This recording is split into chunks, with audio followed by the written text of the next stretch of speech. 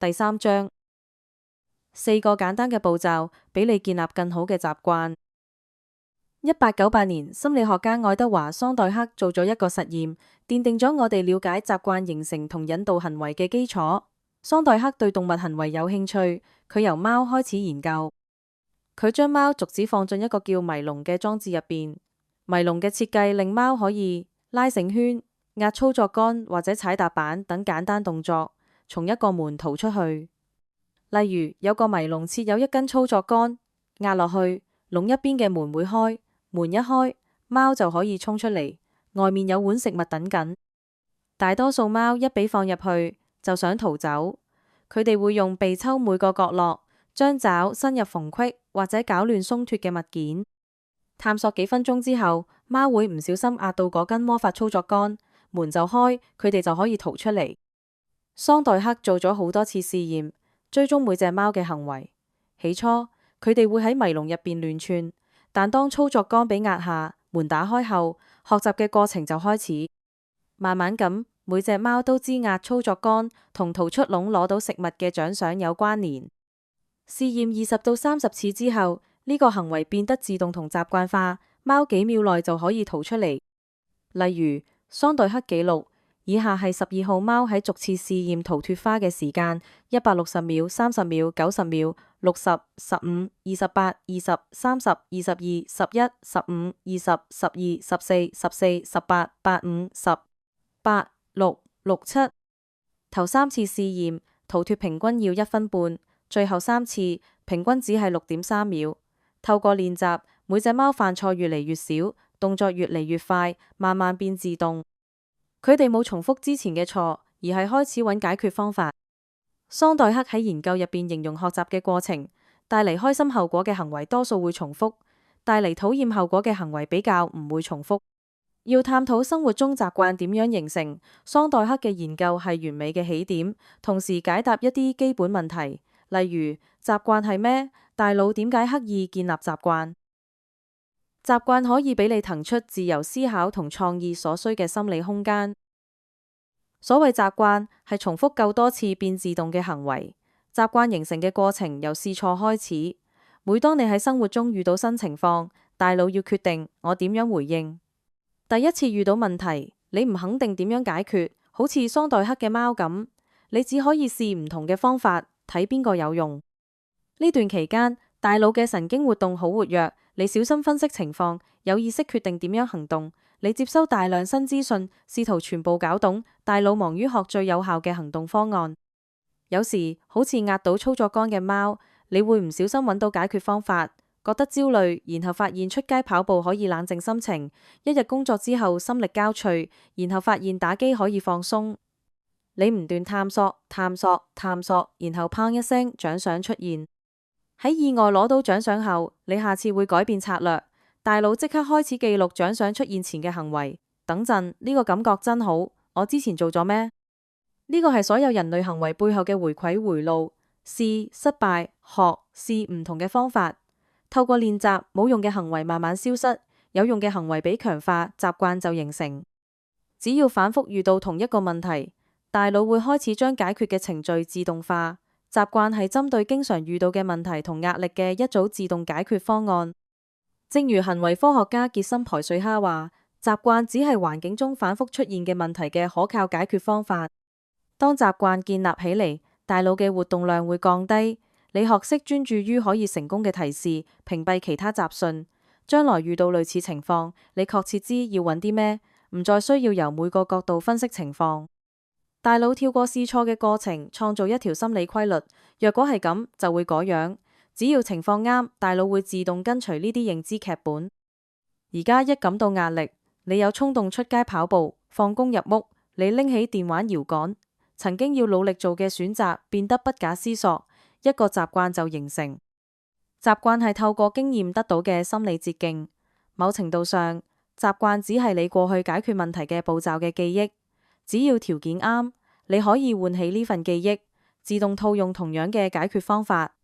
大腦記住過去嘅主要原因，係為咗更準確預測未來點樣有效。習慣形成好有用，因為意識係大腦嘅瓶頸，一次只可以專注一個問題，所以為咗眼前最重要嘅任務，大腦總係努力節省你有意識嘅注意力。只要情況允許，意識中意將任務俾冇意識自動去做，呢個係習慣形成時發生嘅事。習慣減輕認知負荷，釋放心智容量，令你可以將注意力俾其他任務。雖然效率高，有人仲係質疑習慣嘅好處。講法大概係：習慣會唔會令我嘅人生變悶？我想唔想將自己困喺唔中意嘅生活方式？咁多例行事務會唔會搶走人生嘅活力同隨興？真係唔會。呢啲質疑嚟自錯誤嘅二分法，令你誤以為要喺養成習慣同攞自由之間揀。其實呢兩樣係相輔相成。習慣唔會限制自由，而係創造自由。事實上，冇掌握好習慣嘅人，往往最少自由。冇好嘅理財習慣，你永遠擔心下一餐；冇好嘅健康習慣，你永遠冇活力；冇好嘅學習習慣，你成日覺得追唔上人。若果你成日被逼為簡單任務做決定，幾時要做運動，去邊度寫作，幾時俾賬單，你嘅自由時間會減少。想騰出自由思考同創意需要嘅心理空間，唯一方法係簡化生活中嘅基本事務。相反，當你建立咗習慣，搞掂生活中嘅基本事務，你嘅心智可以自由聚焦喺新挑戰，掌握下一組問題。而家將習慣建立好，你將來可以做更多想做嘅事。習慣形成嘅4個步驟。建立習慣嘅過程可以分為4個簡單步驟：提示、渴望、回應、獎賞。將佢分解為呢啲基本部分，可以幫我哋明白習慣係咩，習慣點樣運作，同點樣改善習慣。呢個4步驟模式係所有習慣嘅骨幹，大腦每次都會順序經歷呢啲步驟。第一係提示，提示觸發你嘅大腦開始一個行為，係預示獎賞嘅一啲資訊。我哋嘅史前祖先成日留意環境中嘅提示，呢啲提示顯示食物、水、性等主要獎賞喺邊。今日我哋花大多數時間留意提示，令我哋金錢同名聲、權力同地位、讚賞同認同、愛情同友誼或者個人滿足感等次要獎賞嘅提示。當然，呢啲追求間接提升生存同繁衍嘅機會，係我哋所有行為背後更深層嘅動機。你嘅心智唔斷分析內在同外在環境，揾獎賞所在嘅各種暗示，因為提示係我哋接近獎賞嘅第一個指標，自然會帶嚟渴望。渴望係第二步，亦係所有習慣背後嘅動力。冇某種程度嘅動機或者慾望，冇對改變嘅渴望，就冇行動嘅理由。你渴望嘅唔係習慣本身，而係習慣帶嚟嘅狀態改變。你唔係渴望食支煙，你渴望嘅係食煙帶嚟嘅放鬆感。激勵你刷牙嘅唔係呢個行為，而係口腔清爽嘅感覺。你唔係想開電視，你想要嘅係娛樂。每份渴望同改變內在狀態嘅慾望聯繫，我哋之後會深入講呢個重點。每個人嘅渴望都唔同，理論上每條資訊都可以觸發渴望，但實際上人唔會俾同樣嘅提示刺激。對賭徒、角子機嘅聲音可以帶嚟強烈慾望，但對小賭博嘅人，賭場嘅喧鬧只係背景噪音。喺詮釋同解讀前，提示冇意義。將提示轉為渴望嘅係觀察者嘅思想、感覺同情緒。第3步係回應，回應係你真係執行嘅習慣，可能以思想或者行為呈現。回應會唔會發生，取決於你受幾多刺激，同行為聯繫嘅阻力有幾大。若某個行為需要嘅身心勞力超出你願意付出嘅量，你就唔會去做。仲有，回應亦取決於你嘅能力。聽落好簡單，但習慣只喺你能力允許嘅範圍內可行。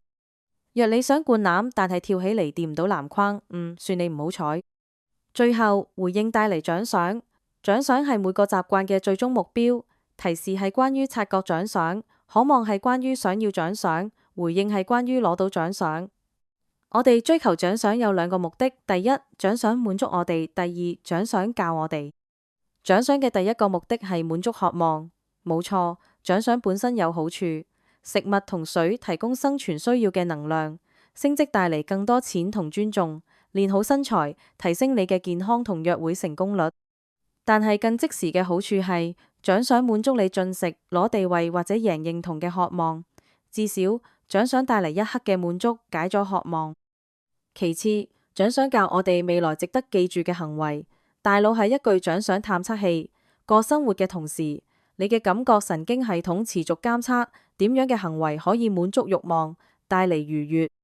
愉悅感同失落感係回饋機制嘅一部分，幫大腦區分有用同無用嘅行為。獎賞封閉回饋回路，完成習慣循環。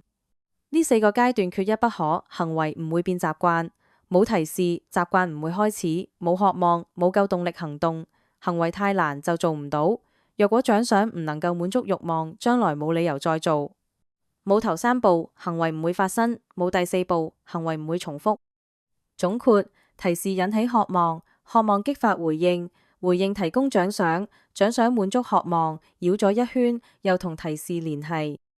呢4步合起嚟，形成一個神經學上嘅回饋回路。提示、渴望、回應、獎賞；提示、渴望、回應、獎賞，最終令你建立自動化嘅習慣。呢個循環叫習慣回路。呢個4步驟過程唔係偶發事件，而係一個無盡嘅回饋回路，喺你活着嘅每一刻都活躍運作，包括而家。大腦唔斷掃視環境，預測接落嚟會發生嘅事，試唔同回應，然後從結果學。整個過程喺毫秒間完成。我哋一再用，冇意識到上一刻塞咗咁多嘢。呢4步可以分為2個階段：問題階段同埋解決方案階段。問題階段包括提示同渴望，係當你發現有嘢要改變嘅時候。解決方案階段包括回應同獎賞，係當你採取行動同達到想要嘅改變嘅時候。所有行為都俾解決問題嘅慾望驅使。有時問題係你見到好嘢想攞，有時問題係你經歷痛苦想解除。無論係邊個，每個習慣嘅目的都係解決你面對嘅問題。你試想像行入一間暗房，開燈。呢個簡單習慣你做過太多次，唔使諗。但其實你喺毫秒間完整經歷咗4步。採取行動嘅強烈慾望唔使諗就可以驅動你。成年之後，我哋好少留意掌管生活嘅各種習慣。每日朝早先綁某隻腳嘅鞋帶，用完多士爐會拔插頭，放工返屋企即刻換舒服衫。呢類嘢大多數人好少多諗。經過幾十年嘅心理編碼，我哋自動落入呢啲思考同行動模式。喺接落嚟嘅章節，我哋會一再見到提示、渴望、回應、獎賞呢4步點樣影響我哋每日做嘅每件事。但喺呢之前，我哋要將呢4步轉化為一個實用架構，用嚟設計好習慣同戒除壞習慣。我將呢個架構叫行為改變4法則，提供一組簡單嘅規則，令我哋創造好習慣，破除壞習慣。你可以將每個法則視為影響人類行為嘅操作桿，當操作桿放喺正確位置，建立好習慣易如反掌；放錯位置，建立好習慣難過登天。若果想學點樣破除壞習慣，可以反轉呢啲法則。話呢4個法則係改變任何人類行為嘅全面架構，有啲唔負責任，但係我覺得雖然唔係完全啱，亦差唔遠。你好快會見到行為改變4法則幾乎適用於每個領域。從運動到政治、藝術到醫學、喜劇到管理，無論面對咩挑戰，呢啲法則都用得着，唔使為唔同習慣創造唔同策略。每當你想改變一個行為，只要問自己：1. 我點樣令提示顯而易見？2. 我點樣令習慣有吸引力？3. 我點樣令行動輕而易舉？4. 我點樣令獎賞令人滿足？若你試過問點解我唔照自己講嘅去做，點解我唔減肥、唔戒煙、唔為退休儲錢、唔開始副業，點解我話某件事好重要，但似係從未為呢件事抽時間，呢啲問題嘅答案都可以喺4法則入邊揾到。建立好習慣同破除壞習慣嘅關鍵係明白呢啲基本法則，學會按自己需要修改。只要同人性常理相悖，任何目標都注定失敗。習慣係由生活中嘅種種系統形塑。喺接落嚟嘅章節，我哋會逐一探討呢啲法則，令你知點樣用佢哋創造一套令好習慣自然生成、壞習慣自然破滅嘅系統。本章總覽： 1. 習慣係重複夠多次變自動嘅行為。 2. 習慣嘅終極目標係用最少能量同努力解決生活中嘅問題。 3. 所有習慣可以分解為包括提示、渴望、回應、獎賞嘅4步驟回饋回路。 4. 行為改變4法則係一組簡單規則，幫我哋建立更好習慣。 1. 令提示顯而易見。令習慣有吸引力；三、令行動輕而易舉；四、令獎賞令人滿足。